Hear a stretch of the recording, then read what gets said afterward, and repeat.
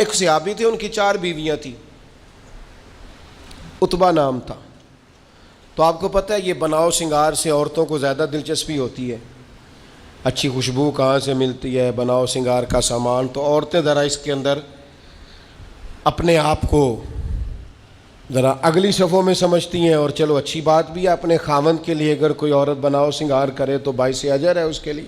تو وہ 4 بیویاں کہتی ہیں کہ ہم نا ایک سے بڑھ کر ایک خوشبو استعمال کرتی ہیں، لیکن ہمارے شوہر حضرت عتبہ رضی اللہ تعالیٰ عنہ صحابی تھے، ان کو ہم نے کبھی خوشبو لگاتے نہیں دیکھا، اور ان کی خوشبو ہمیشہ ہماری خوشبو پہ غلبہ پا جاتی۔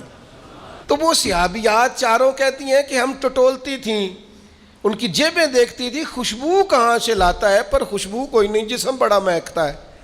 ہم نے بڑی کوشش کی، 4 نے مل کے، 4 بیویاں، سمجھ نہیں آتی تھی۔ فرماتے ایک دن 4 اکٹھی ہو کے کہنے لگیں آج نہ چلو اس بات پہ تو 4 سوکنے اتفاق کرے نا۔ کہتے نے اپنے شوہر سے کہا آپ بتائیے خوشبو کہاں سے لاتے ہیں؟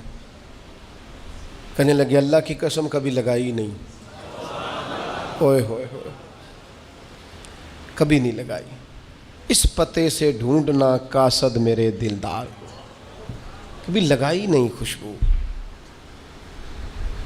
کہا آپ عجیب بات کرتے ہیں، ہم تھک گئی ہیں سالوں سے، اب لگاتے نہیں، یہ کیسی بات ہے؟ تو فرمانے لگے آؤ نا، سنو نا، میرا قصہ تو سنو، میری داستان حسن تو سنو، میرے اوپر جو کرم کی برکھا برسی، بس مختصر سی میری کہانی ہے، یہ جو بھی ہے ان کی مہربانی ہے۔ کہا مطلب کیا ہے؟ تو حضرت عتبہ فرمانے لگے میری کمر پر بن گئے تھے دانے، ان میں ہوتا تھا درد، تکلیف، آزمائش، جلن، میں تکلیف میں تھا، تو میں تکلیف سوائے ان کے کس کو بتاتا جو میرے ہر بات میں میرا سہارا تھے۔ میں سیدھا چلا گیا دروازہ رسول پہ، رو کے عرض کی حضور یہ درد ہے، سونے نہیں دیتا۔ تو کہتے ہیں کریم نے فرمایا تو کرتا اوپر کرنا۔ کہتے ہیں میں نے کرتا اوپر کیا تو حضور نے لعاب دہن انگلی سے لگا کے میری کمر پہ لگایا۔ فرماتے ہیں وہ لعاب دہن میری بیماری لے گیا اور خوشبوئیں چھوڑ گیا۔